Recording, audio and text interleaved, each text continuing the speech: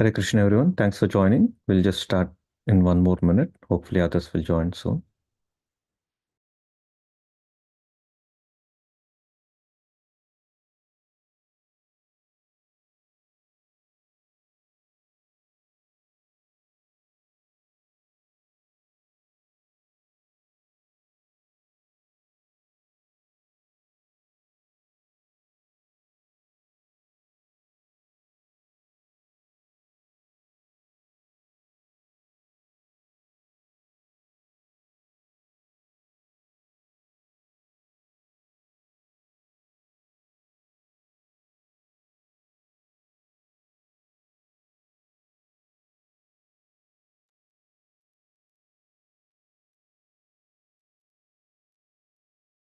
Hare Krishna. Thank you all for joining. You all can switch on your videos.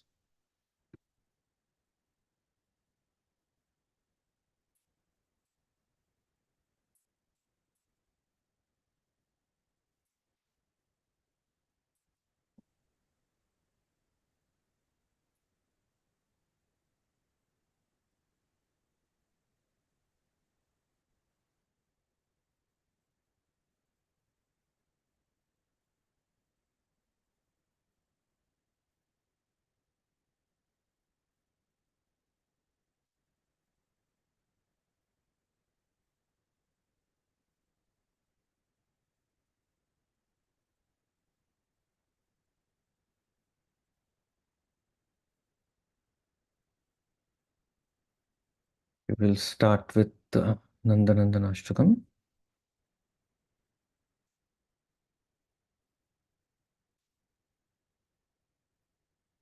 Ishi, you can recite the first verse.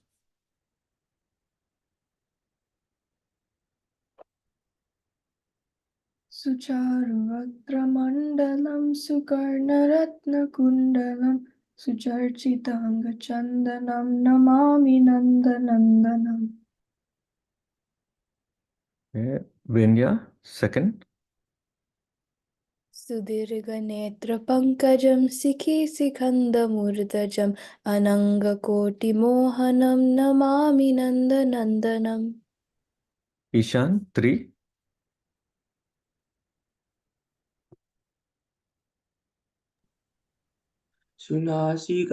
Sigarbankitam Swachandadantapankitam Navam Budanga Chikkanam Namami Nandanand. Karthik, four. हरेण वेणुरञ्जितं गतिकरीन्द्रगञ्चितं तुकालपीतशोभनं Namami नन्दनन्दनम्. Shri, five. Tribanga Sundaram Nakadyuti Sudhakaram Amulya Ratna Bhushanam Namami Nandanandanam. Samanyu, six. Sugandhanga Samavam Purohiranchikavastam Surachivastamachaham Namami Nandanandanam. Shrika, seven. Vrindavana Sunnagaram Vilasannugavasanam Surendra Garva Mochanam Namami Nandanandanam. Vishnu, eight. Vrajagana Sunayakam Sadasukam Pradayakam Jaganmana Pralopanam Namami Nandanandanam. Akil, nine.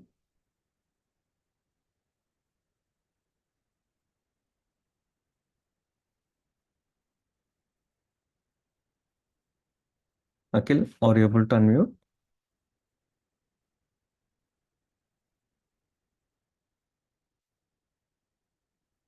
Shrinandanandanashtakam patetya shraddhayanvita taret bhavaptindustaram labet tadangri yukmakam. Shrinandanandanashtakam ki jai.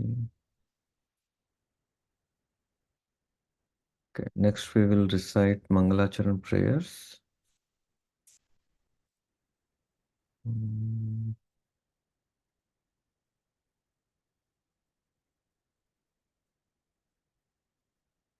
Does anyone have the link that Mataji shared last week?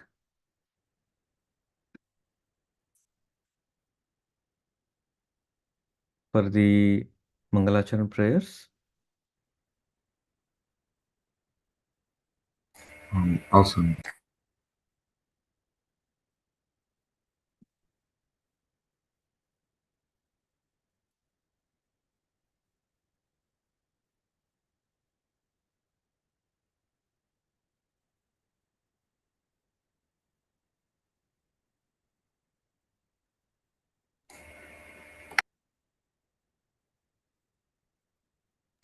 That's an invocation prayer.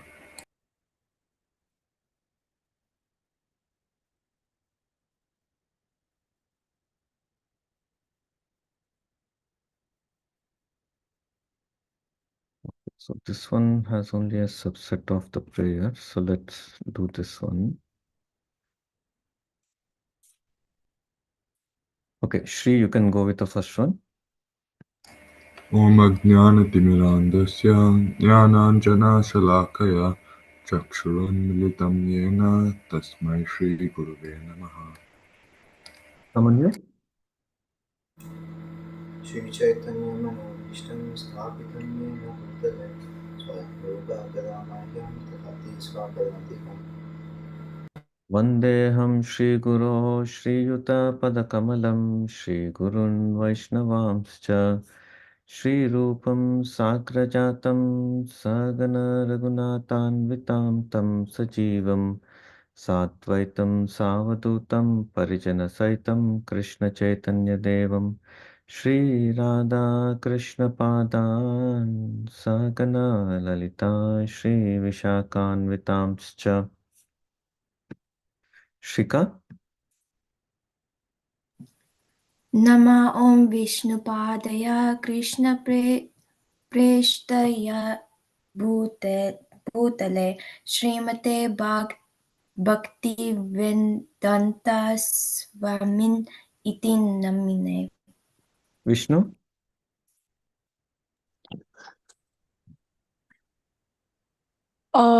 Namaste Sarasvate Deva Gauravani Prakarine Nirvesha Sunyavadi Paksata Desatarine.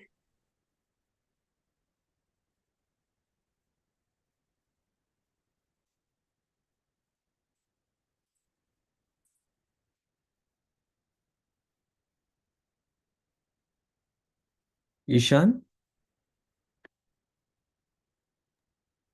पाञ्चकल्पतरुभ्यश्च कृपासिन्धुभ्य एव च पतितानां पावनेभ्यो वैष्णवेभ्यो नमो नमः।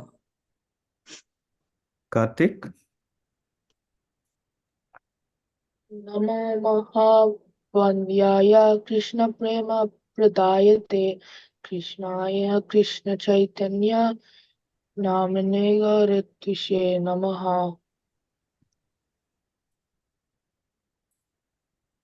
Ishi?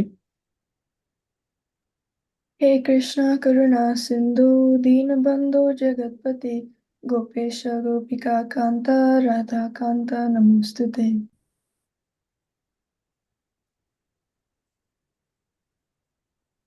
Vanya? तप्त कांचन गौरांगी राधे वृंदावनेश्वरी वृषभानुसुते देवी प्रणमामि हरिप्रिये। Sanvi? जय श्री कृष्ण चैतन्य प्रभु नित्यानंद श्री अद्वैत गदाधर श्रीवासादि गौर भक्त वृंद।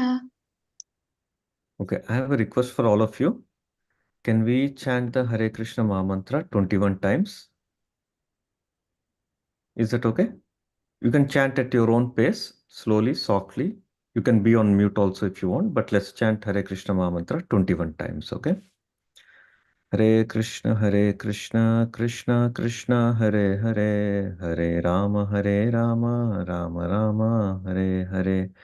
Hare Krishna, Krishna Krishna, Hare Hare, Hare Rama, Rama Rama, Hare Hare. Hare Krishna, Krishna Krishna, Hare Hare, Hare Rama, Rama Rama, Hare Hare. Hare Krishna, Krishna Krishna, Hare Hare, Hare Rama, Rama Rama, Hare Hare. Hare Krishna, Krishna Krishna, Hare Hare, Hare Rama, Rama Rama, Hare Hare. Hare Krishna, Krishna Krishna, Hare Hare, Hare Rama, Rama Rama, Hare Hare.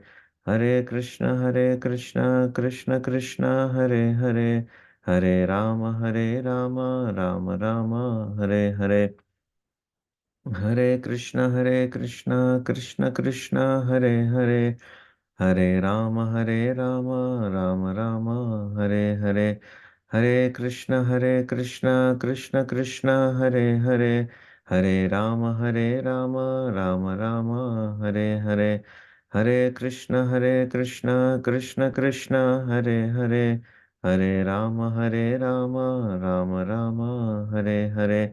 Hare Krishna, Krishna Krishna, Hare Hare, Hare Rama, Rama Rama, Hare Hare. Hare Krishna, Krishna Krishna, Hare Hare, Hare Rama, Rama Rama, Hare Hare. Hare Krishna, Krishna Krishna, Hare Hare, Hare Rama, Rama Rama, Hare Hare. Hare Krishna, Krishna Krishna, Hare Hare, Hare Rama, Rama Rama, Hare Hare. Hare Krishna, Krishna Krishna, Hare Hare, Hare Rama, Rama Rama, Hare Hare. Hare Krishna, Krishna Krishna, Hare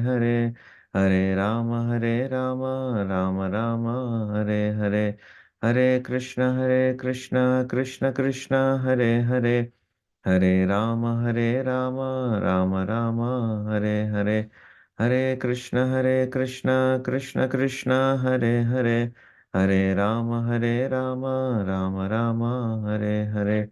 Hare Krishna, Krishna Krishna, Hare Hare, Hare Rama, Rama Rama, Hare Hare. Hare Krishna, Krishna Krishna, Hare Hare, Hare Rama, Rama Rama, Hare Hare. Hare Krishna, Krishna Krishna, Hare Hare, Hare Rama, Rama Rama, Hare Hare.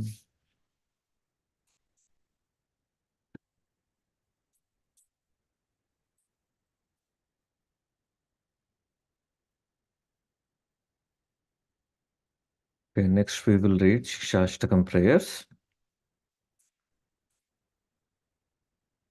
Ishi, you can recite the first verse. चेतोदर्पणमार्जनं भवमहादावाग्निर्वापनं श्रेयकैरवचन्द्रिकावितरणं विद्यावधूजीवनम् आनन्दाम्बुधिवर्धनं प्रतिपदं पूर्णामृतस्वादनं सर्वात्मा स्नपनं परं विजयते Shrikrishna संकीर्तनम्. Sanvi, second. नाम्नामकारि बहुता निज सर्वशक्तिस् तत्रापिता नियमिता स्मरणेन कालः एतादृशी तव कृपा भगवान् ममापि दुर्दैवं मीदृशं मिहाचनि नानुरागः. Vinya, third. तृणादपि सुनीचेन तरोरपि सहिष्णुना अमानेन मनादेन कीर्तनीय सदा हरि. Ishan, four. नदनं नजनं न सुन्दरीं कवितां वाचगादिशाखामिये मम जन्मनि जन्मवीश्वरि भवतात् भक्तिरहितकृति त्वयि Vishnu 5. आनन्दतनुजकिङ्करं पतितां मां विशामे भवाम्बुधौ कृपया तव पादपङ्कजा स्थितधूलिसदर्शं विचिन्तया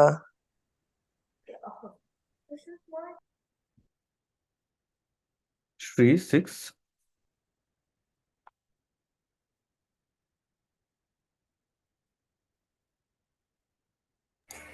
नयनं गलदश्रुधारया वदनं गद्गदरुद्धया गिरा पुलकैर्चितं वपु कदा तव नाम गृहणे भविष्यति। Samanyu 7. युधायितं निमेषेण चक्षुषा भावशायितं शय्यायितं जगत्सर्वं गोविन्दविदे Rika 8. आश्लिष्यावपदरतं विनष्टु माम् अदर्शनान् मर्महतं करोतु वा यत् तथा वा विदिहतु लम्पतो मत्प्राणान्नतस्तु स एव न परः Krish 9. प्रभुराशिष्टास्तक श्लोका ये पदे सुने कृष्णे प्रेम भक्ति तारा बाधे दिने दिने।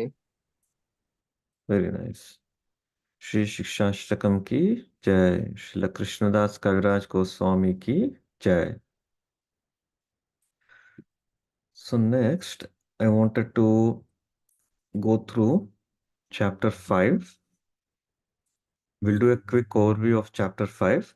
And if you all have any questions, we can discuss those as well. Firstly, do you have any questions that you wanted to clarify or anything that you found which was difficult to understand?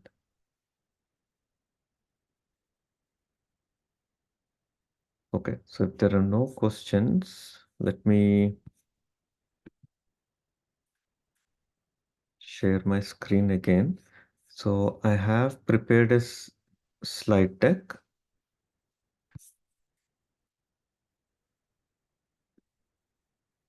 Let me share my screen.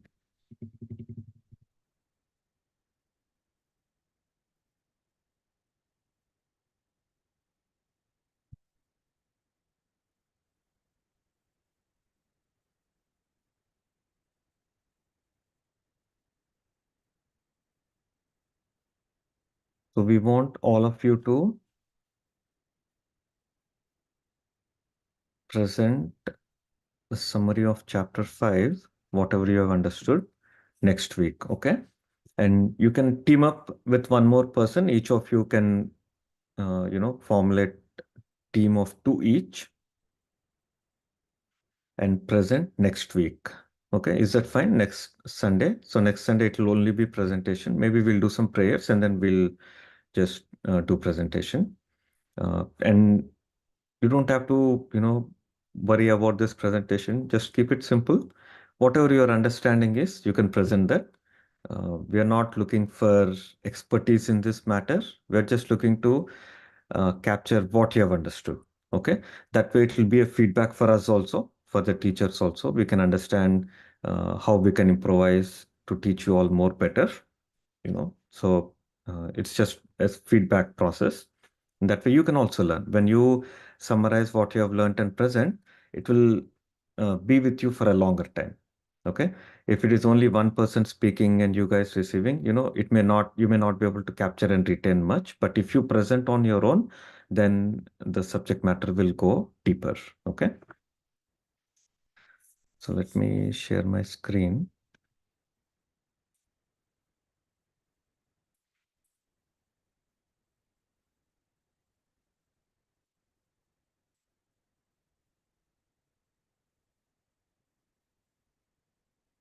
You can see my screen, right?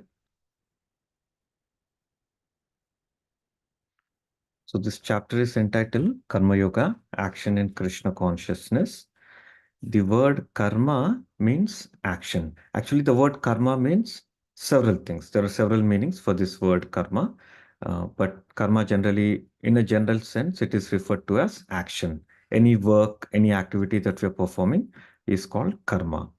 And then the word yoga means to connect with the Supreme. The simple way to understand the word yoga is to connect with the Supreme Lord. So this word karma yoga is translated as action in Krishna consciousness. That means we are performing some activity, but that activity is performed with Krishna in the center for Krishna's pleasure, for Krishna's satisfaction. Then such an activity will become karma yoga. And our acharyas, especially Srila Prabhupada and other acharyas, they say karma yoga is equal to bhakti. Okay, karma yoga is equal to bhakti. So that is elaborated in this chapter.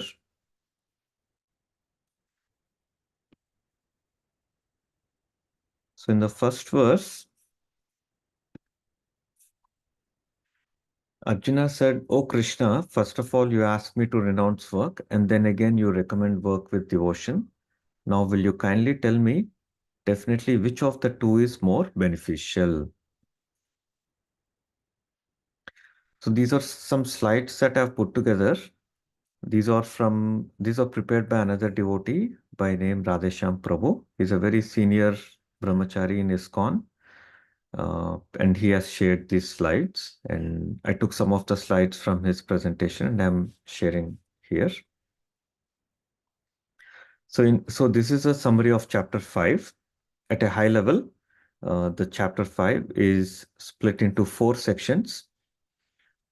First verse or first section is where Arjuna is asking a question. "O Krishna, which is better, sannyasa or karma yoga?" Sannyasa means to stop, to give up everything, not performing any activity. That is the general understanding of sannyasa. But karma yoga means to perform activity, but again, that activity has to be performed for Krishna's pleasure. Actually, sannyasa and karma yoga, they both mean the same thing. But people have a misunderstanding that sannyasa is different, karma yoga is different. But if you study scriptures nicely, they both refer to the same thing. So Arjuna is acting as if he's confused, but he's acting as confused so that we can get our doubts clarified. So he's asking which is better, sannyasa or karma yoga. And in the second section is from verse 2 to 6. Here, Krishna is explaining that karma yoga is equal to but easier than sannyasa. So karma yoga and sannyasa, they're equal, but at the same time, karma yoga is easier to perform than sannyas. And then in the third section, verse 7 to verse 16, Krishna talks about performing Nishkama Karma Yoga and how that frees one from bondage. Nishkama means without expecting anything. Okay? Karma Yoga, performing activities for the pleasure of Krishna without expecting anything in return is called Nishkama Karma Yoga.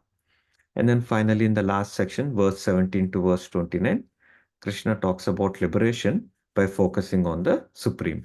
So these are at the high level 4 sections in which chapter 5 can be split. So now one more point here. I'm not sure if I mentioned this in the previous sessions or not. So this Bhagavad Gita consists of 18 chapters, right? And then each chapter has certain verses. So when Krishna spoke Bhagavad Gita, Krishna did not say, "Oh Arjuna, now I'm going to speak chapter 5." Krishna did not say. Okay, Krishna and Arjuna, that conversation of 700 verses happened in a sequence. Okay, Krishna did not say, "Now chapter 1 will start, now chapter 1 will end, now chapter 2 will start, chapter 2 will end." Krishna did not say like that. It was just a continuous flow. It's like a conversation. You know how two friends come together and they talk. They don't say, "Now I'll bring up this topic. Now this topic has ended. Now let's talk about next topic." They don't talk like that, right? It's just a flow.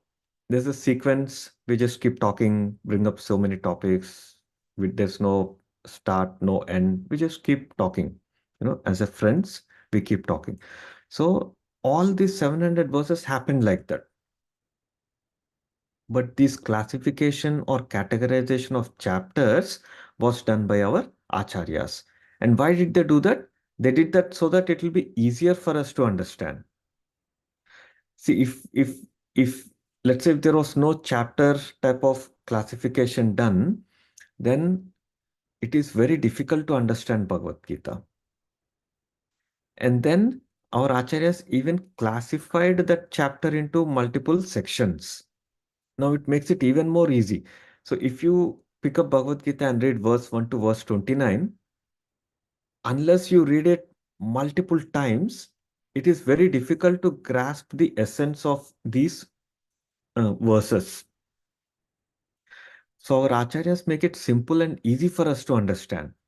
They categorize this section, they divide the chapter also. Not only Bhagavad Gita, not only 700 verses, they did not divide, they not only divided the 700 verses into 18 chapters, but even each chapter also they divided into subsections. So it will be easy for us to understand. Okay. And they take it even to one more higher level. What do? They actually give essence of each verse also. Okay, sometimes some of the verses are very heavy and it is difficult to understand that single verse also. So what do our acharyas do? They give essence of the verse, one-liner essence of the verse. So it will make it easier for us to understand the verse also. So uh, that is the kindness of our acharyas. They want us to understand the scriptures, so they make it easier for us to understand. So let's say if you are presented a complex trigonometric problem, okay? I don't know what all you're studying in your high school right now, but let's say a trigonometry problem is presented to a second grade or a third grade student. For them, it will be very difficult to understand, right? But let's say if the problem is broken into smaller sections, smaller parts, then it will be easy to understand. So that is what our acharyas are doing. Our acharyas are making Bhagavad Gita, which is 700 verses, which is vast, deep philosophical subject matter. They are breaking it down into smaller sections, smaller sutras, smaller formulas, so that it will be easy for us to understand. I hope you all are understanding the point.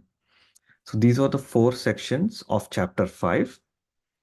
And so whatever I'm speaking today, please don't replicate as it is in your presentation next week.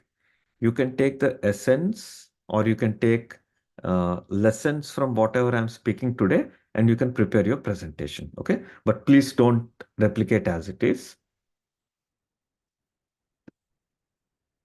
So now we'll just go through these slides and wherever needed, we will refer to the verses also. So verse 1, Arjuna's question was, Krishna, is it sannyasa or karma yoga? Which one do you want to perform? So this question is coming from chapter 4. Chapter 4, the way it ended, Arjuna was confused. So which is better, sannyasa or karma yoga, is a question that Arjuna posed. So Krishna recommends the spirit of renunciation in work, but not renunciation of work. So sannyasa means to renounce, okay, to give up. So Arjuna is confused that Krishna, on one hand, you are saying give up, and on the other hand, you are saying perform karma. So which is better? Okay. So Krishna is saying the spirit of renunciation if in work is what Krishna is recommending, not renunciation of work. So what does it mean? So generally, whenever we perform activities, there is a result. And we perform activities expecting the result. So Krishna is saying, renounce that expectation. Do not renounce the work. Do not give up the activities, but renounce the expectation of the result of the activities. Do not expect to enjoy the results of the activities. Okay. So thus, karma is superior to gnana. In gnana yoga, people renounce work. Okay. But in karma yoga, people perform work. So Krishna is saying karma is superior to gnana. And this concept or this subject matter is explained in detail in this chapter.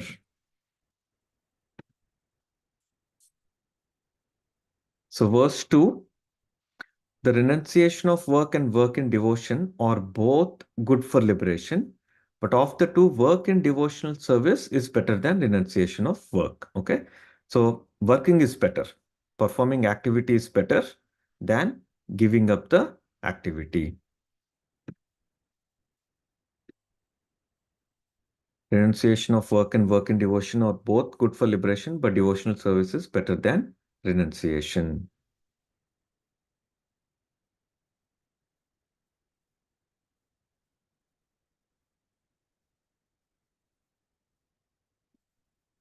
Let's go to verse 3.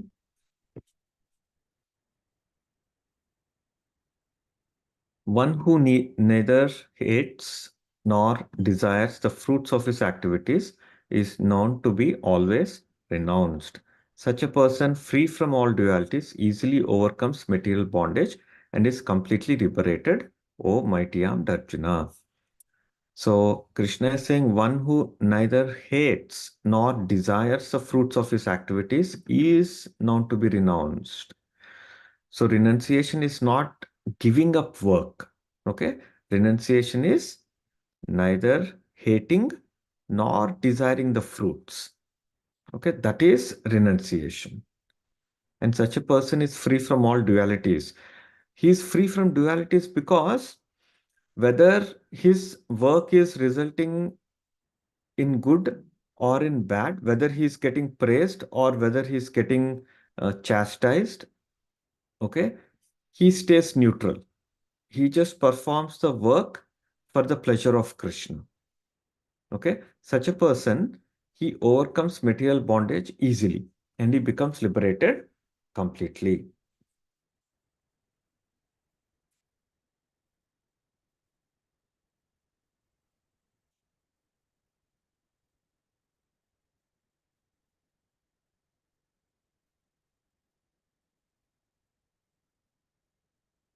So such a person is a true sannyasi. He neither hates nor desires fruits and is free from all dualities. And here in this slide, it is explained how a Krishna conscious person is a true sannyasi. How is a true sannyasi? Because he has perfect knowledge. He knows that any activities that is being performed is for the pleasure of Krishna. So whether one is cleaning the temple or whether one is cooking or whether one is driving, going to the store for shopping, or whether one is going to the job to perform his job, or whether one is sitting and studying and hearing from acharyas, or whether one is doing japa, chanting. All of them, the center of their process, activity is Krishna. Whether when one is sweeping, he is sweeping for the pleasure of Krishna, because by keeping our house clean, our temple clean, Krishna will be pleased. While cooking, we are cooking for Krishna, for the pleasure of Krishna. But when we are driving, let's say if you are going to the groceries, to shop groceries. Why are we shopping groceries? So that we can buy nice groceries and cook for Krishna. If we are hearing about Krishna. And if we are chanting, we're chanting for the pleasure of Krishna. So all of these activities, they're performing activities, and they're performing activities for the pleasure of Krishna. So he's not hating, not he is desiring any fruits. So that is the perfect transcendental knowledge. So when we have perfect transcendental knowledge, we don't hate, we don't dislike, we don't like, it is neutral state. So we are performing everything for the pleasure of Krishna. And such a person, it is explained that he's already liberated. Even though he's in the material world, they are liberated.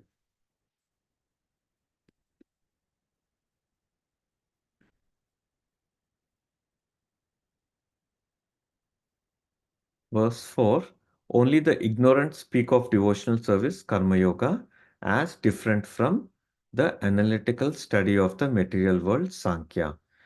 Those who are actually learned say that he who applies himself well to one of these paths achieves the results of both. So actually, if one takes to the process of Karma Yoga, or if one takes to the process of Sankhya Yoga, or which is also the analytical study of the material world, they achieve the same results. But the process of devotional service is easier. Verse 5, one who knows that the position reached by means of analytical study can also be attained by devotional service, and who therefore sees analytical study and devotional service to be on the same level, sees things as they are. So both the Karma Yoga and Sankhya Yoga, they are same because they both lead to the spiritual realization and have same conclusion.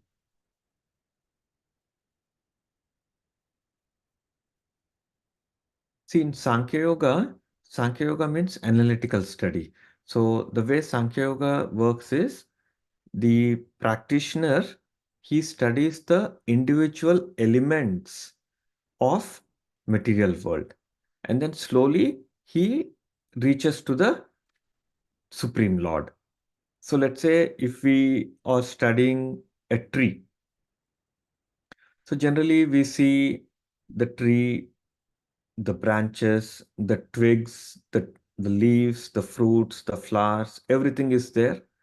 Then we see the trunk, and then we see the roots. So by studying individual parts, we eventually go to the source. What is the source of a tree? It is the roots. So that is how Sankhya Yoga works. Sankhya Yoga helps us find the root. It initially starts with individual elements and then eventually reaches the ultimate source, which is the root of the tree. So that is how analytical study works. It reaches uh, the source. Karma Yoga starts at the source. What is the source of all existence? Vishnu or Lord Krishna is the source, the soul of the existence. So Karma Yoga starts from the soul. By pleasing the source of the material world, we achieve happiness. So that is how Karma Yoga starts.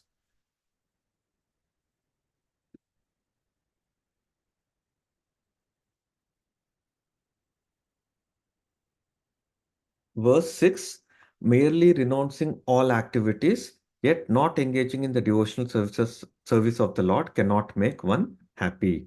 But a thoughtful person engaged in devotional service can achieve the supreme without delay. So, like I was saying earlier, sannyasa means renunciation. So, renunciation can happen at two levels.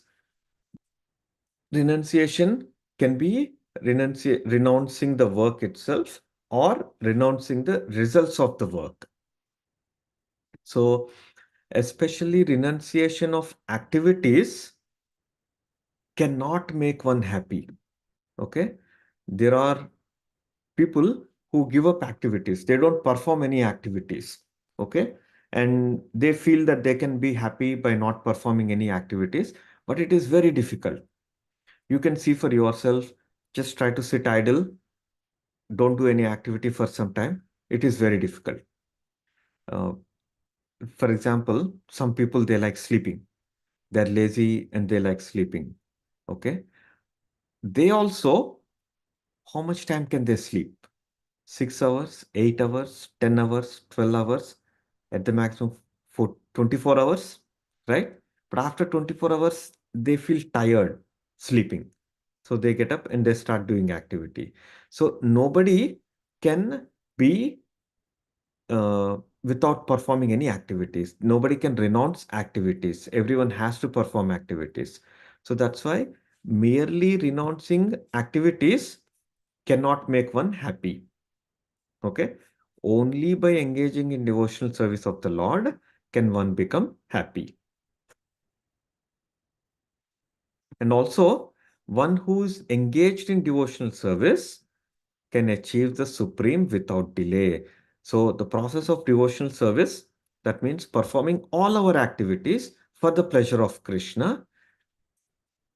One thing is, it will make us happy, and also it will make us achieve the Supreme Lord very quickly. Okay. Verse 7, one who works in devotion, who is a pure soul and who controls his mind and senses is dear to everyone, and everyone is dear to him. Though always working, such a man is never entangled. So, a person who works in devotion, he knows what is pleasing to Krishna. Okay. So, he will not do anything that is going to displease Krishna. Okay. And as a part of working for the pleasure of Krishna, he controls his mind and senses. And such a person is naturally dear to everyone because he will not hurt anybody. He will try to he will try to perform activities such a way that is pleasing to everyone. So when somebody is nice to everyone, naturally everyone will like him, right? So this is what devotion does. Devotion makes us soft at heart, kind at heart. Okay. And with that kindness, naturally everyone likes us. So for a nice example is Mother Teresa. All of you, or some of you may have heard of Mother Teresa, how she took care of people who were unhealthy, sick, poor. She took care of a lot of people. And that is why she has been given the title Mother. Okay. She's known around the world. She's well appreciated by people across the globe. And even now, when she is passed away, she's no longer in the material world. Still, in the universities also, people appreciate her. So that is what devotion does. Devotion makes us kind at heart, and uh, everyone will love us, and we will be able to love everyone. So that does not mean we uh, we be kind to a thief. Okay. It does not mean that. We have to behave with everyone according to how they are behaving. So if somebody is behaving nicely, we will behave nicely with them.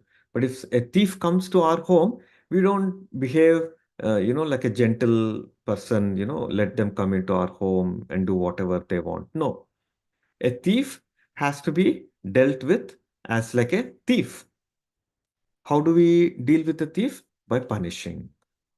Okay, like that. So if somebody is misbehaving, we have to deal with them in a similar way. We don't let our guard down and let them do whatever they want. No. Uh, a snake has to be dealt how we handle a snake. Okay, we cannot handle a snake and a cow in the same way. Okay, so that intelligence has to be there. So that comes by performing bhakti also. Verse 8 to 9. A person in the divine consciousness, although engaged in seeing, hearing, touching, smelling, eating, moving about, sleeping, and breathing, always knows within himself that he actually does nothing at all. Because while speaking, evacuating, receiving, or opening or closing his eyes, he always knows that only the material senses are engaged with their objects and that he is aloof from them. So in this material world, all of us are performing activities. Okay. And generally, these are the activities: seeing, hearing, touching, smelling, eating, moving, sleeping, breathing. These are all the activities that we perform. But a person who has true knowledge, he knows that it is only the senses that are in action. The soul is not in action, the senses are in action.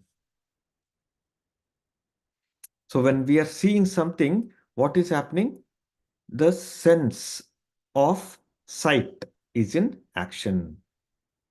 Okay, like that. When we are touching something, the sense of touch is in action. When we are speaking, the sense of Speech is in action, like that. One who performs his duty without attachment, surrendering the results unto the Supreme Lord, is unaffected by sinful action, as the lotus leaf is untouched by water. I don't know how many of you have seen a lotus. Uh, Lotus generally, it grows in muddy water. It's very rare you see lotus growing in a clean pond. Generally, lotus grows in muddy water, and even in muddy water also, lotus is very pure, very clean. Uh, it's the best of the flowers. And lotus generally it has two leaves, and those leaves, though they are in muddy water, the mud or the water does not stay on the leaf.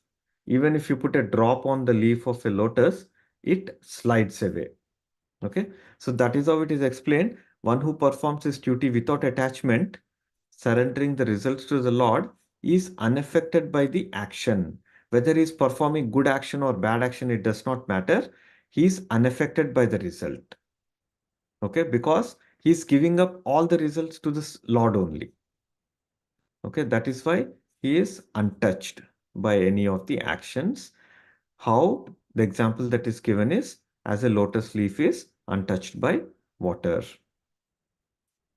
Verse 11, the yogis abandoning attachment act with body, mind, intelligence, and even with the senses only for the purpose of purification. So the yogis, the devotees, or the practitioners of various yoga systems, the highest purpose why they act is for purification.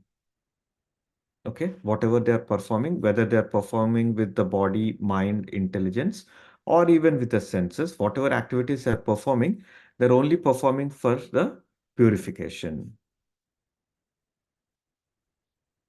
The steadily devoted soul attains unadulterated peace because he offers the results of all activities to me.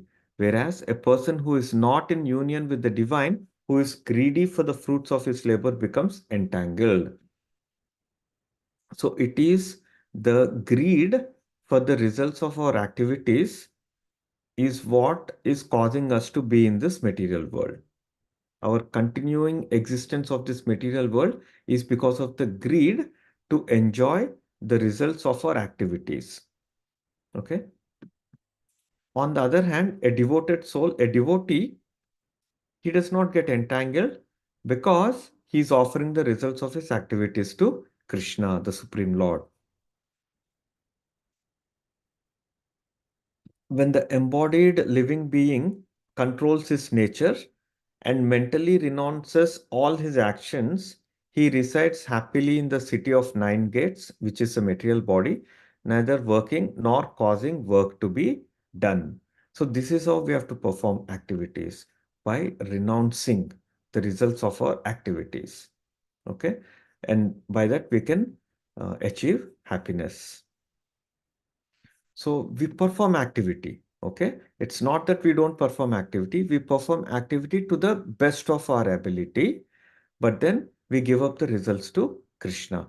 If we get good grades, we don't get excited. We don't get too much delighted. And if we don't get good grades, we don't get depressed. Okay, but that does not mean that we underperform. We have to do our responsibility. Our responsibility as students is to study, be sincere, be attentive to whatever the teachers are teaching in the class, put our effort in learning. And if we don't understand something, we be proactive and ask for more clarification. Okay, all of those activities we have to perform. But after performing all our activities with the due diligence, with 100% sincerity, let's say if the result is not in our favor, then we should not get depressed. We should still understand that it is Krishna's plan. Okay. We should not become lazy in performing the activities. We should perform the activities to the best of our ability, but we should give up the results to Krishna. The embodied spirit, master of the city of his body, does not create activities, nor does he induce people to act, nor does he create the fruits of action. All of this is enacted by the modes of material nature. We were reading how there are three modes of material nature: mode of goodness, passion, and ignorance. Those three are the ones that are causing the activities. They are creating the activities. They are the ones who are inducing the people to act, and they are also creating the fruits of our action. It is not us that is creating the activities or creating the results. Okay, it is the modes of material nature that are actually performing the activities, that are causing us to perform the activities, and they are the cause of the results of our actions also. So an easy way to understand this is, let's say somebody is very lazy, somebody is sleeping a lot. Okay, so what material mode is in action? That is mode of ignorance. When somebody is in mode of ignorance, under the influence of mode of ignorance, they sleep a lot, they're lazy, they don't study. Okay, so the person himself, we may feel that the person is lazy, but it is not the person that is lazy. It is the mode of ignorance that is acting on him, which is causing him to be lazy. But by taking to the path of bhakti, by performing devotional service, we can overcome the influence of all of these modes: mode of ignorance, mode of passion, and mode of goodness. By taking to the path of bhakti, we can overcome the modes of material nature. Nor does the Supreme Lord assume anyone's sinful or pious activities. Embodied beings, however, are bewildered because of the ignorance which covers their real knowledge. So let's say if somebody is performing a sinful activity and give up the results or the whatever the fruits of that activity, they say, I'm doing this for Krishna.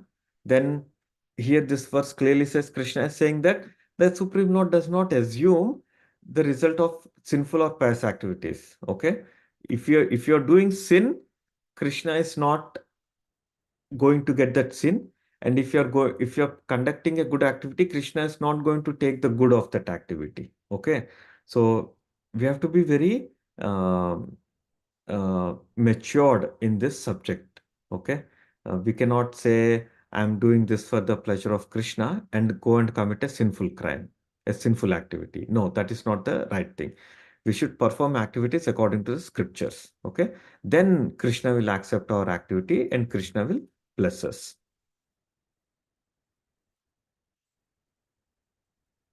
When, however, one is enlightened with the knowledge by which nescience is destroyed, then his knowledge reveals everything, as the sun lights up everything in the daytime.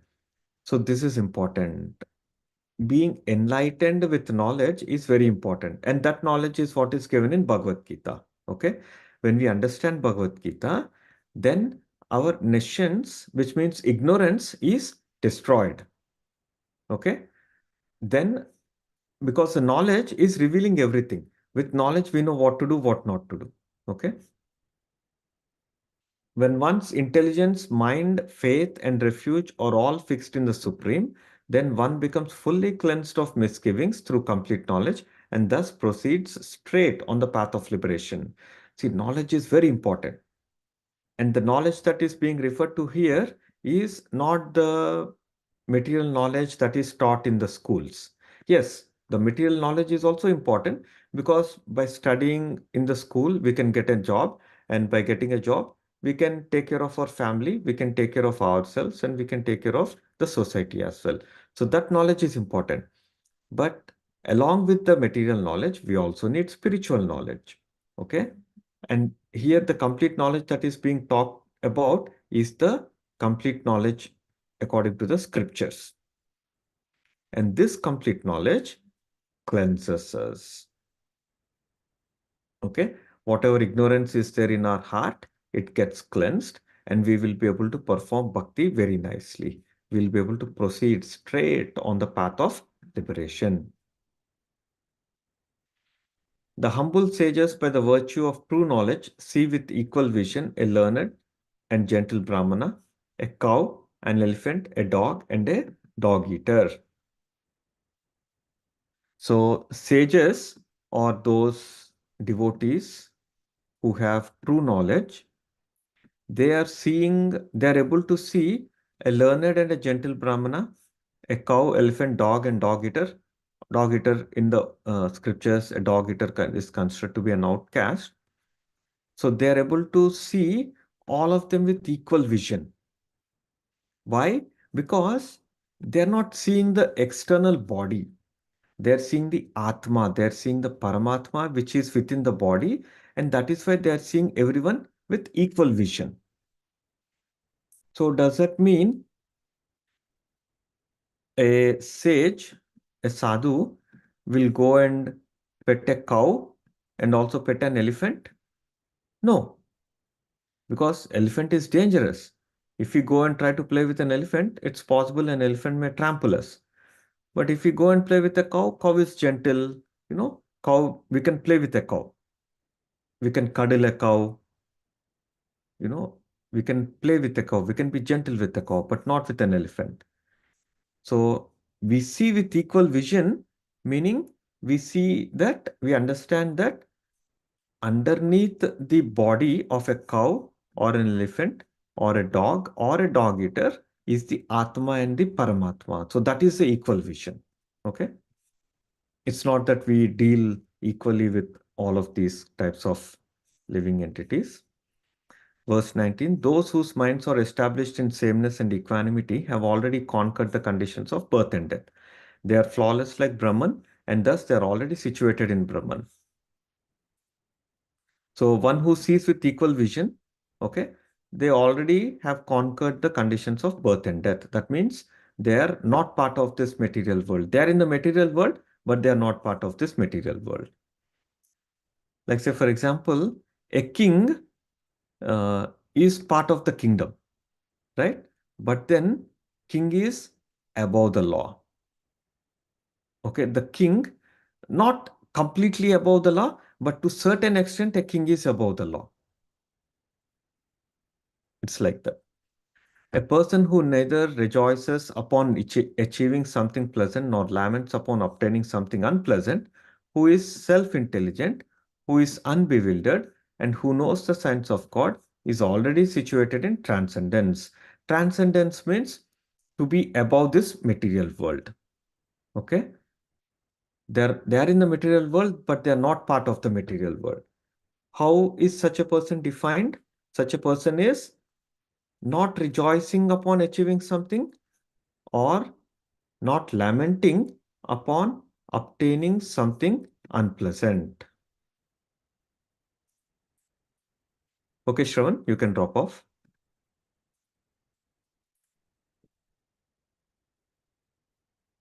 Such a liberated person is not attracted to material sense pleasure, but is always in trance, enjoying the pleasure within. In this way, the self-realized person enjoys unlimited happiness, for he concentrates on the Supreme. So how is a person able to see with equal vision? How is he able to be liberated? Because he's concentrating on the Supreme. He's not looking for happiness in the material world. He is experiencing pleasure within, because he's able to perceive the presence of the Supreme Lord within himself. So that's why he is experiencing the happiness. And with that happiness, he's not attracted to any material sense pleasure that is outside in this material world. An intelligent person does not take part in the sources of misery which are due to the contact with the material senses. O son of Kunti, such pleasures have a beginning and an end, and so the wise man does not delight in them. So who is wise? A wise person is one who understands that the pleasure that one gets by engaging in this material world, by engaging with the material senses, have a beginning and an end. For example, let's say maybe some of you like sweets, rasgulla, gulab jamun, whatever sweets you all like. How many rasgullas can you eat? Maybe one, maybe two, maybe three, maybe four, maybe five, maybe 10 at the maximum, right? So there is a beginning. When you ate the first rasgulla, there is a beginning, pleasure. It's very nice, very sweet, very tasty. But then after you eat 10, that's it, you're done. You cannot eat. There is an end to that pleasure. Okay? A wise man does not delight in such pleasures. Some of you may like playing video games, or some of you may like watching cartoons, playing games. Okay? Those games have an end. Okay? You should engage in activities, exercise, that is good. That will keep your body fit, that is good. But we should not become attached to such activities. Okay? Going to the gym, playing basketball, tennis, whatever sports you guys play, it is good, but you should not become attached. Okay? That is the essence. 23. Before giving up this present body, if one is able to tolerate the urges of the material senses and check the force of desire and anger, he is well situated and is happy in the world. So how to gain happiness? We can gain happiness by tolerating the urges of material senses. Okay? By tolerating the urges of material senses, we can be happy in this material world.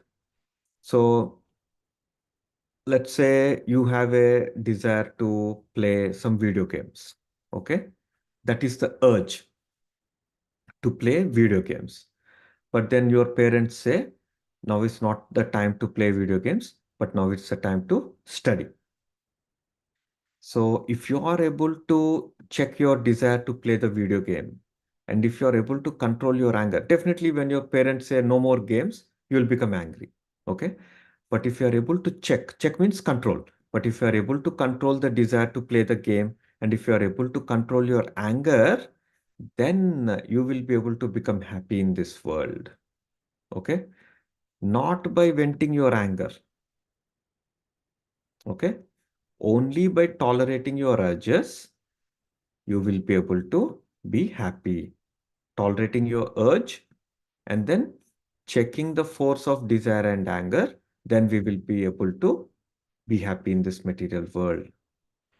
One whose happiness is within, who is active and rejoices within, and whose aim is inward, is actually the perfect mystic. He is liberated in the Supreme and ultimately he attains the Supreme. So we should look for happiness within. Okay, that is the essence of this verse. Uh, we should not depend on external objects or external uh, entities to seek happiness. Those who are beyond the dualities that arise from doubts, whose minds are engaged within, who are always busy working for the welfare of all living beings, and who are free from all sins, achieve liberation in the Supreme. So these are additional qualities that we have to develop to be able to achieve liberation.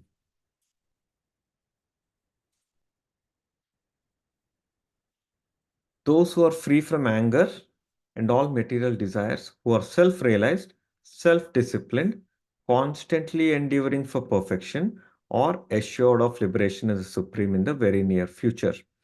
So how can we know whether one is assured of liberation? Here are the things that we can evaluate. One should be free from anger. One should be free from material desires. One should be self-realized. One should be self-disciplined. And one should constantly endeavor for perfection. Such a person is assured of liberation. 27 and 28, shutting out all external sense objects, keeping the eyes and vision concentrated between the two eyebrows, suspending the inward and outward breaths within the nostrils, and thus controlling the mind, senses, and intelligence. The transcendentalist aiming at liberation becomes free from desire, fear, and anger. One who is always in this state is certainly liberated. So this is a process of Ashtanga Yoga that we were discussing, where the yogi sits in a specific posture, keeping his eyes, vision in a certain way, breathing in a certain way, controlling the mind, senses, and intelligence. Okay, all of this will help us achieve liberation. But again, this process is very difficult. The Ashtanga Yoga process is not meant for this Kali Yuga. It is for the previous yugas. The final verse, verse 29. How to achieve peace. A person in full consciousness of me, that means a person who understands Krishna, who is always thinking of Krishna, knowing me to be the ultimate beneficiary of all sacrifices and austerities. That means whatever one is performing, it is for the pleasure of Krishna. And also knowing that that Krishna is the supreme lord of all planets and demigods, and the benefactor and well-wisher of all living entities, attains peace from the pangs of material miseries. So this is the peace formula. What is the peace formula? To understand that all activities that we perform are for the pleasure of Krishna. To understand that Krishna is the controller, the supreme controller of everything that exists. And to understand that Krishna is our well-wisher, the topmost, the best well-wisher. One who understands these three principles at a high level, they will attain Shanti, peace. Okay, so that is the peace formula. That completes a quick summary of chapter 5 of Bhagavad Gita. I hope you all understood what Krishna is trying to explain in this chapter. So next week, most likely I may not be on the call. Hopefully Amrita Gaurang Mataji will be able to take next week's session. Request is for all of you to team up. You can make a team of 2 each and present next week. Summary of whatever you understood. Don't have to repeat whatever I have mentioned in the class or whatever Mataji has mentioned in the class. You can summarize whatever you understood. Okay, you can go through the chapter, the verses, the purports, and seek essence. Take the essence from all the verses and you can present in your own words. And generally, I don't know in your school if you have already if you present something already or not, but the easy way to present something is in bullet point format. Okay, don't give long sentences.